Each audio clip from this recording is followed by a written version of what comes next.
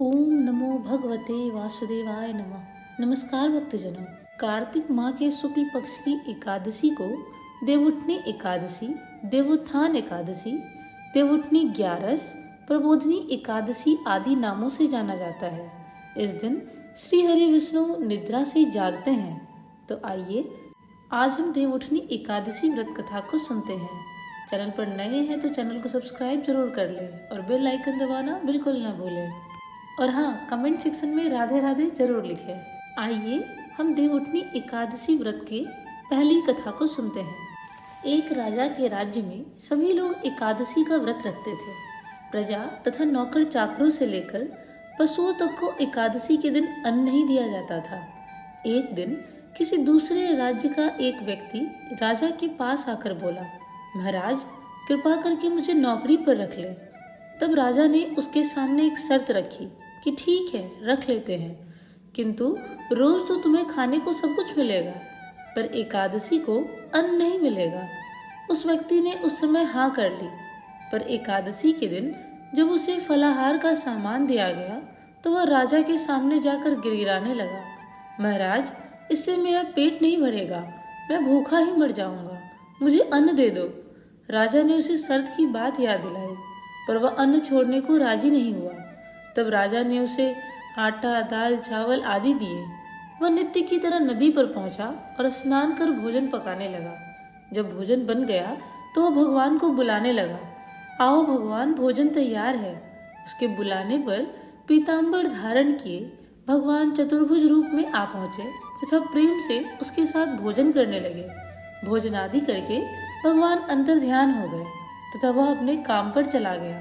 15 दिन बाद अगली एकादशी को वह राजा से कहने लगा कि महाराज मुझे दुगुना सामान दीजिए, उस दिन तो मैं भूखा ही रह गया।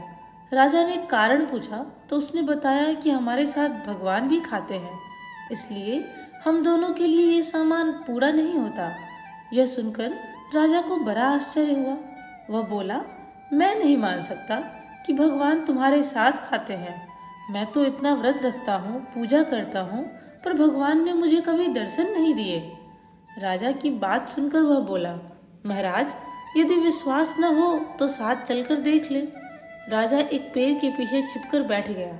उस व्यक्ति ने भोजन बनाया तथा भगवान को शाम तक पुकारता रहा, परंतु भगवान न आए। अंत में उसने कहा, हे भगवान, यदि आप नहीं आए तो मैं नदी में कूदकर प्राण त्याग दूंगा। लेकिन भगवान नहीं आए। तब वह प्राण त्यागने के उद्देश्य से नदी की तरफ बढ़ा। प्राण त्यागने का उसका दृढ़ इरादा जान शीघ्र ही भगवान ने प्रकट होकर उसे रोक लिया और साथ बैठकर भोजन करने लगे। खा पीकर वे अपने विमान में बैठकर अपने धाम को गए। यह देख राजा ने सोचा, व्रत उपवास से तब तक कोई फायदा नहीं होता जब तक मन शुद्ध न हो। इससे राजा को ज्ञान मिला और वह भी मन से व्रत उपवास करने लगा और अंत में स्वर्ग को प्राप्त हुआ। बोलिए भगवान विष्णु की जय। आइए अब हम देव प्रबोधनी एकादशी की दूसरी कथा को सुनते हैं। एक राजा था, उसके राज्य में प्रजा सुखी थी। एकादशी को कोई भी अन्न नहीं बेचता था, सभी फलाहार करते थे। एक दिन भगवान ने राजा की परीक्षा लेने चाही। भगवान ने एक सुंदरी का रूप धारण किया तथा सड़क पर बैठ गए। तभी राजा उधर से निकला और उस सुंदरी को देखकर चकित रह गया। उसने पूछा, हे सुंदरी, तुम कौन हो और इस तरह यहाँ क्यों बैठी हो?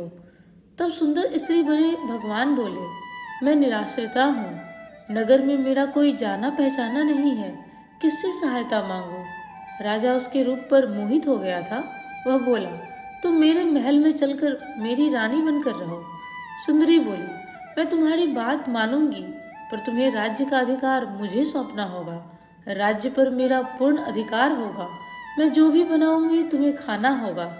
राजा उसके रूप पर मोहित था, अतः उसने उसकी सभी शर्तें स्वीकार कर ली। अगले दिन एकादशी थी। रानी ने हुक्म दिया कि बाजारों में अन्य दिनों की तरह अन्न बेचा जाए। उसने घर में मांस, मछली आदि पकवाएं तथा परोसकर राजा को खाने के लिए कहा। यह देखकर राजा बोला, रानी आज एकादशी है, मैं तो केवल फलाहार ही करूंगा। तब रानी ने शर्त की याद दिलाई और बोली, या तो खाना खाओ नहीं तो मैं बड़े राजकुमार का सिर काट लूंगी। राजा ने अपनी स्थिति बड़ी रानी से कही तो बड़ी रानी बोली, महाराज धर्म न छोड़े, बड़े राजकुमार का सिर दे दे। पुत्र तो फिर मिल जाएगा, पर धर्म नहीं मिलेगा। इसी दौरान बड़ा राजकुमार खेल कर आ गया। माँ की आंखों में आंसू देखकर वह रोने का कारण पूछने लगा तो माँ ने उसे सारी वस्तुस्थिति बता दी। तब वह बोला, मैं सिर देने के लिए तैयार हूँ, पिताजी के धर्म की रक्षा होगी, जरूर होगी। राजा दुखी मन से राजकुमार का सिर देने को तैयार हुआ तो रानी ने भगवान विष्णु के रूप में प्रकट होकर असली बात बताई। राजन, तुम इस कठिन परीक्षा में पास हुए। भगवान ने प्रसन्न मन से राजा से वर मांगने को कहा तो राजा बोला, आपका दिया सब कुछ है, हमारा उद्धार करे। उसी समय वहां एक विमान उतरा। राजा ने अपना राज्य पुत्र को सौंप दिया और विमान में बैठकर परम धाम को चला गया। बोलिए भगवान श्री हरि विष्णु की जय। आइए अब हम देवउठनी एकादशी की सबसे प्रमुख और अंतिम कथा सुनते हैं। एक समय की बात है, शंखासुर नामक एक राक्षस हुआ करता था। शंखासुर ने तीनों लोकों में बहुत ही उत्पात मचाया हुआ था। सभी देवताओं के आग्रह करने पर भगवान विष्णु ने उस राक्षस से युद्ध किया और यह युद्ध कई वर्षों तक चला। युद्ध में वह असुर मारा गया और इसके बाद भगवान विष्णु विश्राम करने चले गए। कार्तिक शुक्ल एकादशी के दिन भगवान विष्णु की निद्रा टूटी थी और सभी देवताओं ने भगवान विष्णु की पूजा की थी। शिव महापुराण के अनुसार पौराणिक समय में दैत्यों का राजा दंभ हुआ करता था। वह बहुत बड़ा विष्णु भक्त था। कई सालों तक उसके यहाँ संतान नहीं होने के कारण उसने शुक्राचार्य को अपना गुरु बनाकर उनसे श्री कृष्ण मंत्र प्राप्त किया। यह मंत्र प्राप्त करके उसने पुष्कर सरोवर में घोर तपस्या की। भगवान विष्णु उसकी तपस्या से प्रसन्न हुए और उसे संतान प्राप्ति का वरदान दे दिया। भगवान विष्णु के वरदान से राजा दंभ के यहाँ एक पुत्र ने जन्म लिया। इस पुत्र का नाम शंखचूड़ रखा गया। बड़ा होकर शंखचूड़ ने ब्रह्मा जी को प्रसन्न करने के लिए पुष्कर में घोर तपस्या की। उसकी तपस्या से प्रसन्न होकर ब्रह्मा जी ने उसे वरदान मांगने को कहा।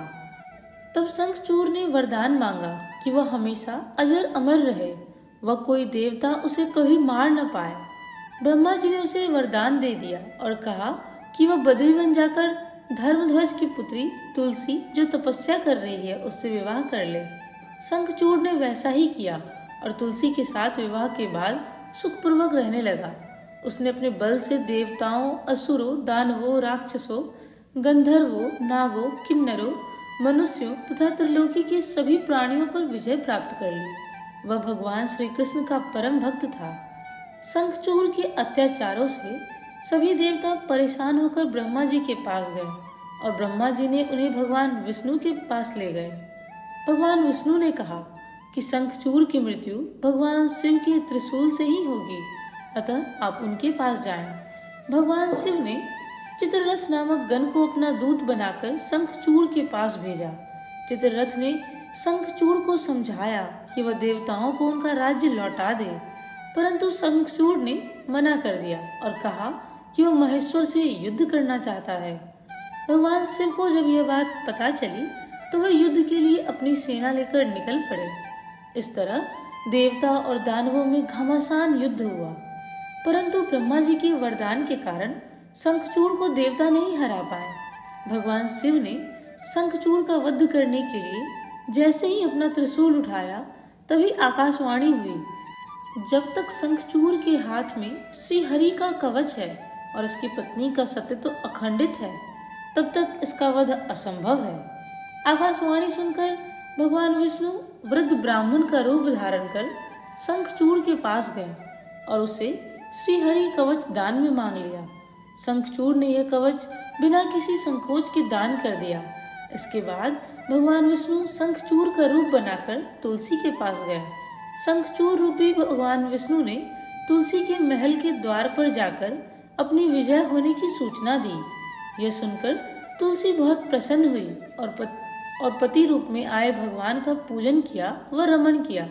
ऐसा करते ही तुलसी का सत्य खंडित हो गया और भगवान शिव ने युद्ध में अपने त्रिशूल से शंखचूड़ का वध कर दिया। जब तुलसी को पता चला कि वे उनके पति नहीं हैं, बल्कि वे तो भगवान विष्णु हैं, क्रोध में आकर तुलसी ने कहा कि आपने छल पूर्वक मेरा धर्म भ्रष्ट किया है और मेरे पति को मार डाला है, अतः मैं आपको श्राप देती हूँ कि आप पाषाण होकर धरती पर रहें। तब भगवान विष्णु ने कहा, देवी, तुम मेरे लिए भारतवर्ष में रहकर बहुत दिनों तक तपस्या कर चुकी हो। तुम्हारा यह शरीर नदी रूप में बदलकर गंडक नामक नदी के रूप में प्रसिद्ध होगा। तुम पुष्पों में श्रेष्ठ तुलसी का वृक्ष बन जाओगी और सदा मेरे साथ रहोगी। तुम्हारे श्राप को सत्य करने के लिए मैं पाषाण यानी शालिग्राम बनकर रहूंगा। गंडकी नदी के तट पर मेरा वास होगा। देव प्रबोधिनी एकादशी के दिन भगवान शालिग्राम व तुलसी का विवाह संपन्न कर मांगलिक कार्यों को प्रारंभ किया जाता है। हिंदू धर्म मान्यता के अनुसार इस दिन तुलसी शालिग्राम विवाह करने से अपार पुण्य की प्राप्ति होती है। बोलिए भगवान विष्णु की जय। धन्यवाद।